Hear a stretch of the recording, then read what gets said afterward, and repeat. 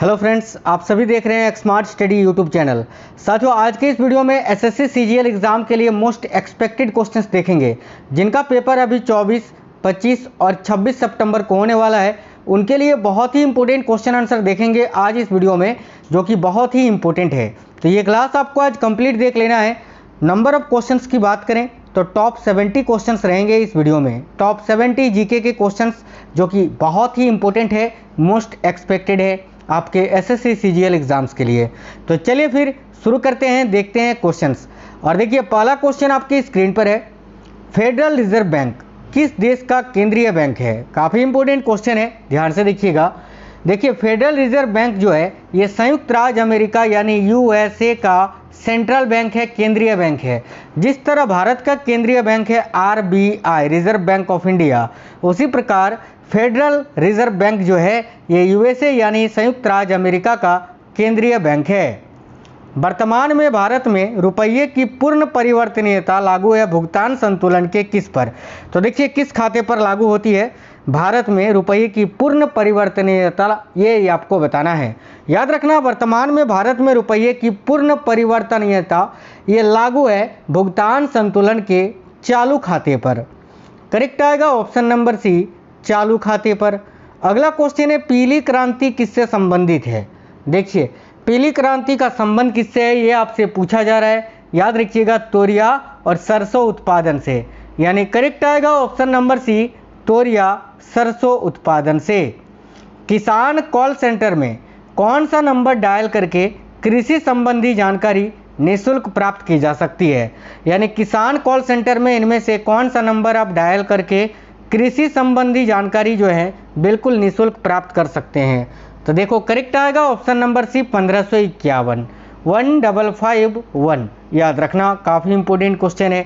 दिल्ली सल्तनत का वह प्रथम सुल्तान कौन था जिसने स्थायी सेना रखी थी?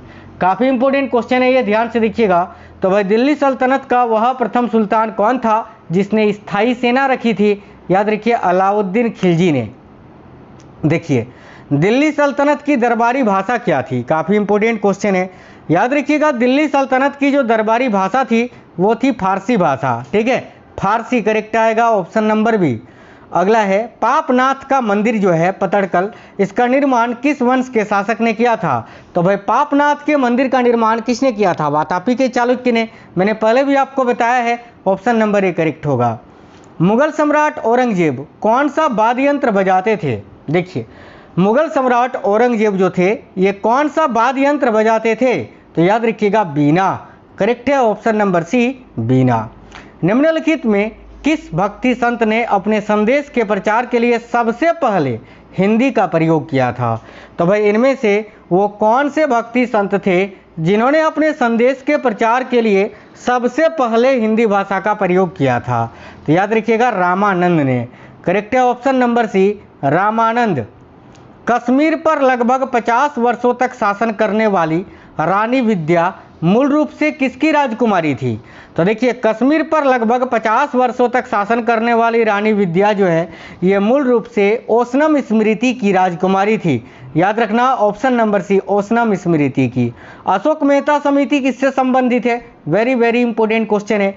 देखो, अशोक मेहता समिति जब भी आपसे पूछे या बलवंत राय मेहता समिति जब भी आपसे पूछे तो दोनों में आपको पंचायती राज ही बताना है। करेक्ट आएगा ऑप्शन नंबर सी, पंचायती राज से। योजना आयोग के प्रथम उपाध्यक्ष कौन थे? देखिए, योजना आयोग के अध्यक्ष तो आपके प्रधानमंत्री होते हैं, अभी इसका नाम बदलकर जो है नीति आयोग कर दिया गया है। और योजना आयोग के प्रथम उपाध्यक्ष कौन थे अगर आपसे पूछे तो याद रखिए, गुलजारी लाल नंदा। राइट है ऑप्शन नंबर बी। निम्नलिखित में से किसकी नियुक्ति भारत का राष्ट्रपति करता है? तो भाई देखिए, राज्य के जो राज्यपाल होते हैं, इसके अलावा नियंत्रक एवं महालेखा परीक्षक और भारत के महान्यायवादी, इन सभी की नियुक्ति भारत के राष्ट्रपति करते हैं। तो इस क्वेश्चन का राइट आंसर होगा ऑप्शन नंबर डी, उपरोक्त सभी याद रखना है। देखिए, चित्रा उपन्यास किसके द्वारा लिखा गया है? तो भाई, चित्रा उपन्यास का लेखक आपसे पूछा जा रहा है और करेक्ट होगा रविंद्रनाथ टैगोर। याद रखिए, चित्रा उपन्यास को किसने लिखा है? तो रविंद्रनाथ टैगोर ने। किस इतिहासकार ने अकबर द्वारा प्रतिपादित दीन ए इलाही को एक धर्म कहा था? तो भाई वह इतिहासकार कौन थे जिन्होंने अकबर द्वारा प्रतिपादित किया गया था ना, देखिए दीन ए इलाही जो है ये अकबर के द्वारा प्रतिपादित किया गया था। और इसको एक धर्म किसने कहा था, किस इतिहासकार ने, तो याद रखिए करेक्ट है अबुल फजल ने। अगला क्वेश्चन है तैमूरलंग ने किस वर्ष में भारत पर आक्रमण किया था, तो भाई देखिए तैमूरलंग ने किस वर्ष में भारत पर आक्रमण किया था, तो 1398 ईस्वी में। सातवाहन या आंध्र सातवाहन वंश का संस्थापक कौन था, तो सातवाहन वंश का संस्थापक कौन था, सिमुक था।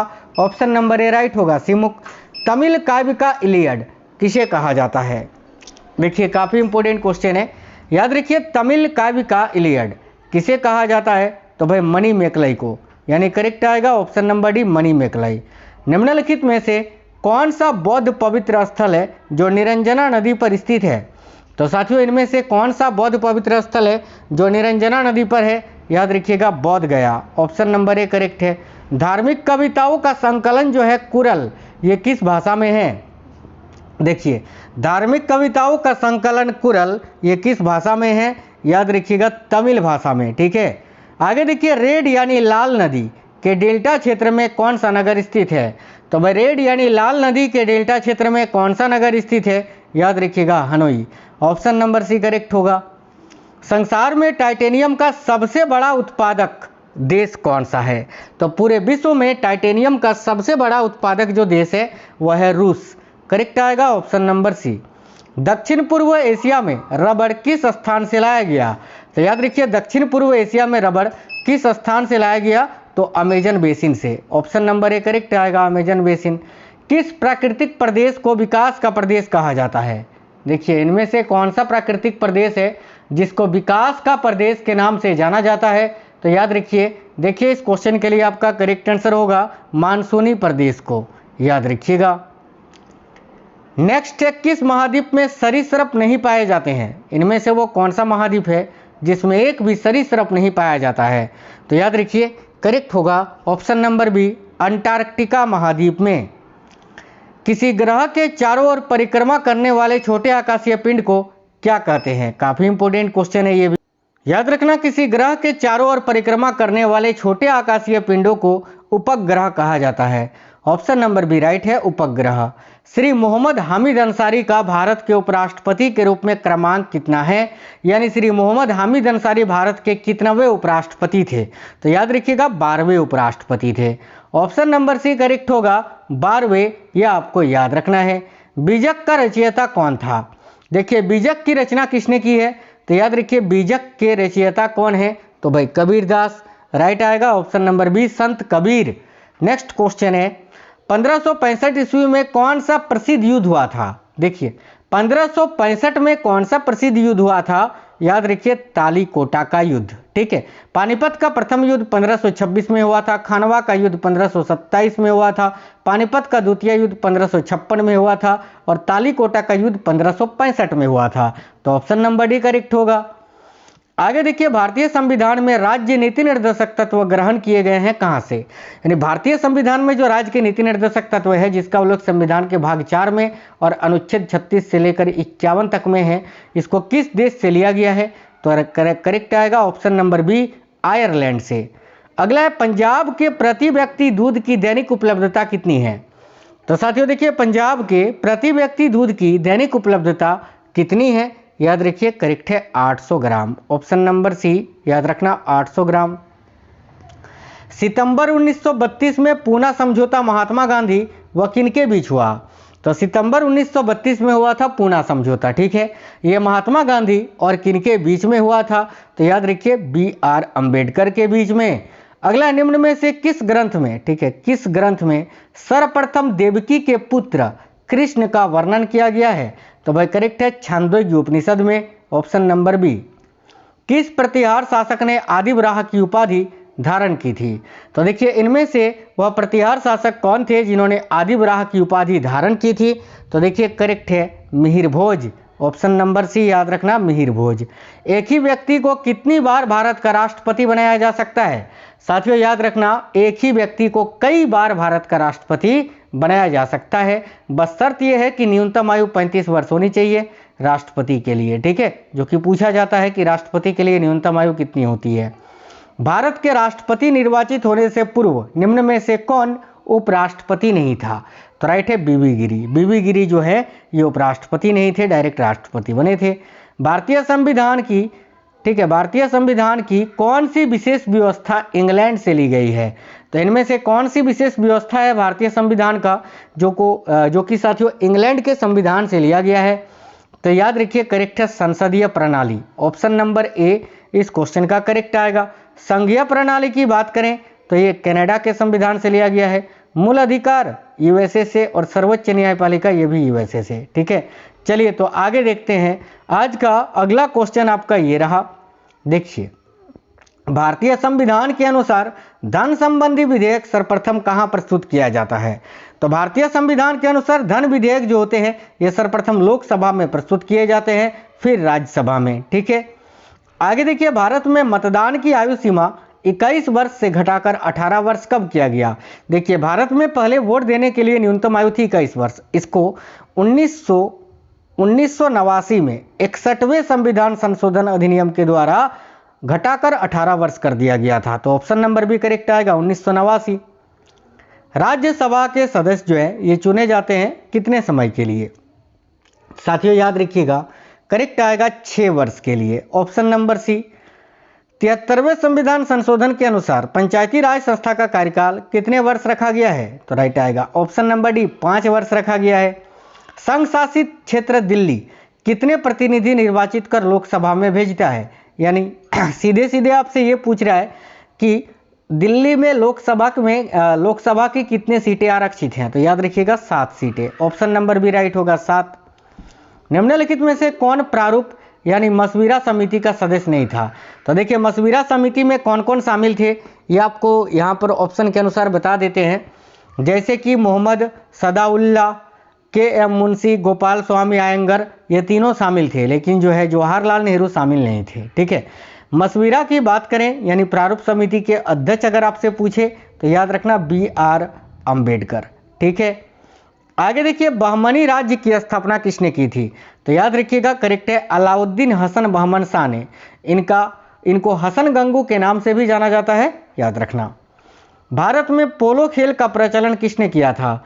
देखिए भारत में पोलो खेल का प्रचलन किया था तुर्कों ने। राइट आएगा ऑप्शन नंबर सी। अगला क्वेश्चन है भारत की संविधान सभा किसके द्वारा गठित की गई थी?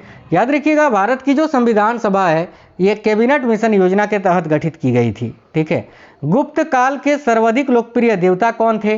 तो भाई गुप्त काल के सर्वाधिक लोकप्रिय देवता थे विष्णु जी। राइट है ऑप्शन नंबर बी विष्णु। गुरु अर्जुन देव किसके समकालीन थे? काफी इंपोर्टेंट क्वेश्चन है, याद रखिए गुरु अर्जुन देव जो है ये जहांगीर के समकालीन थे। ठीक है, आगे देखिए अगला है ग्रांड ट्रंक सड़क जो है ये जोड़ती है किसको किससे? तो वह ग्रांड ट्रंक सड़क जो है यानी जीटी रोड जो कि साथियों कोलकाता को अमृतसर से जोड़ती है। Option number C. भारतीय संविधान के अनुच्छेद 1 में यह घोषणा की गई है कि इंडिया अर्थात भारत क्या है? तो देखिए करेक्ट होगा ऑप्शन नंबर ए राज्यों का संघ। निम्नलिखित नदी युग्मों में से कौन सा ज्वारनद मुख का निर्माण करती है? इनमें से कौन सा नदी युग्म है जो साथियों ज्वारनद मुख का निर्माण करती है? तो देखिए नर्मदा एवं तापी नदी। Option number A. नकदी फसल में सम्मिलित नहीं है, यानी इनमें से कौन सा एक नकदी फसल नहीं है ये बताना है। तो गेहूं। गेहूं जो है ये साथियों रबी फसल में आता है, ये नकदी फसल नहीं है। बाकी गन्ना, कपास, जूट ये सभी जो है रबी फसल की श्रेणी में आता है। निम्नलिखित में से किसको प्रशांत महासागर की पार सड़क कहा जाता है? याद रखिएगा करेक्ट आएगा ऑप्शन नंबर सी हवाई द्वीप को। ठीक है, अगला क्वेश्चन है भील जनजाति कहाँ पाई जाती है? देखिए भील जनजाति जो है सबसे अधिक महाराष्ट्र राज्य में पाई जाती है। अगला क्वेश्चन देखिएगा, नेक्स्ट क्वेश्चन है निम्नलिखित राज्यों में से किसकी तटरेखा सर्वाधिक है? तो वह सबसे लंबी तटरेखा है गुजरात की और सबसे छोटी किसकी है? ये भी अगर पूछे तो याद रखना गोवा की। चलिए नेक्स्ट है हीराकुंड परियोजना किस राज्य में है? तो देखिए हीराकुंड परियोजना उड़ीसा में स्थित है और पूछिए अगर किस नदी पर है तो ये महानदी पर स्थित है, याद रखना। अगला क्वेश्चन है बरौनी निम्न में से किस उद्योग के लिए प्रसिद्ध है? तो बरौनी साथियों जो कि बिहार में है और ये तेल शोधन उद्योग है। तो ऑप्शन नंबर ए करेक्ट होगा। निम्नलिखित में से कौन सा राज्य है जो तेंदू पत्ते का मुख्य उत्पादक है? जो देखिए बीड़ी आपने देखा होगा, सिगरेट नहीं बीड़ी। तो बीड़ी जो बना होता है वो तेंदुपत्ते का ही बना होता है और इसका सबसे मुख्य उत्पादक राज्य है मध्य प्रदेश। करेक्ट है ऑप्शन नंबर सी, मध्य प्रदेश। भारत में अंकलेश्वर किसके उत्पादन के लिए जाना जाता है? याद रखिएगा, भारत में अंकलेश्वर जो है ये साथियों किसके उत्पादन के लिए जाना जाता है? तो पेट्रोलियम के लिए, याद रखना। टिहरी पनबिजली कॉम्प्लेक्स निम्नलिखित में से किस एक नदी पर अवस्थित है? तो देखिए टिहरी पनबिजली कॉम्प्लेक्स जो है ये भागीरथी नदी पर अवस्थित है, ऑप्शन नंबर बी। अगला है, भारत में निम्नलिखित बंदरगाहों में से कौन सा एक खुला सागरीय बंदरगाह है? तो भाई भारत में निम्नलिखित बंदरगाहों में से कौन सा एक खुला सागरीय बंदरगाह है? तो देखिएगा करेक्ट आएगा चेन्नई, चेन्नई करेक्ट आएगा, ऑप्शन नंबर सी। निम्नलिखित में से कौन जनजाति मौसमी प्रवास से संबंधित है? यानी मौसमी प्रवास से संबंधित जनजाति आपसे पूछा जा रहा है, जो कि है भोटिया जनजाति, ऑप्शन नंबर बी याद रखना। ठीक है, निम्नलिखित में से कौन सा मिलान सही नहीं है, ये आपको बताना है। देखिए दार्जिलिंग जो है पश्चिम बंगाल में है, सही है। माउंट आबू राजस्थान में है, ये भी सही है। कोडाईकनाल तमिलनाडु में है, ये भी सही है। शिमला उत्तर प्रदेश में नहीं है, ये जोड़ा गलत है क्योंकि शिमला तो हिमाचल प्रदेश में है ना, तो यही आपका आंसर होगा, ऑप्शन नंबर डी। पाट भूमि पाई जाती है कहाँ? देखिए पाट भूमि कहाँ पाई जाती है? तो साथियों याद रखिए छोटा नागपुर पठार से। ठीक है, ऑप्शन नंबर बी राइट होगा। दुलस्ती पावर स्टेशन निम्नलिखित में से किस एक नदी पर आधारित है? याद रखिएगा दुलस्ती पावर स्टेशन जो है ये चिनाब नदी पर स्थित है, ऑप्शन नंबर बी। हाल ही में देखिए ये क्वेश्चन नहीं पढ़ना है आपको, ये क्वेश्चन पुराना वाला, ये क्वेश्चन नहीं पढ़ना है आपको। ठीक है, तो साथियों आज के इस वीडियो में टोटल 65 क्वेश्चन ही हम लोगों ने देखा। ठीक है, जो कि साथियों बहुत ही इंपॉर्टेंट क्वेश्चंस थे आपके एग्जाम के लिए। वीडियो को एक लाइक करना, क्लास अगर पसंद आई है तो अपने दोस्तों के साथ जरूर शेयर करना। इसके बाद एमटीएस की क्लासेस बिल्कुल बेसिक से शुरू करेंगे आपके लिए, बेसिक से नहीं, मोस्ट एक्सपेक्टेड क्वेश्चंस जो कि आपसे पूछे जा सकते हैं। इस बार संपूर्ण जानकारी आपको जो है इस बार एमटीएस का करवाएंगे, तो उन सारे क्लासों को आपको देखना है। एमटीएस का सीरीज शुरू करेंगे मोस्ट एक्सपेक्टेड क्वेश्चंस का, बहुत ही इंपॉर्टेंट क्लासेस वो रहेंगी, आपको देखना है। वीडियो को एक लाइक करना, अपने दोस्तों के साथ शेयर करना। मिलते हैं नेक्स्ट वीडियो में, तब तक के लिए जय हिंद, वंदे मातरम।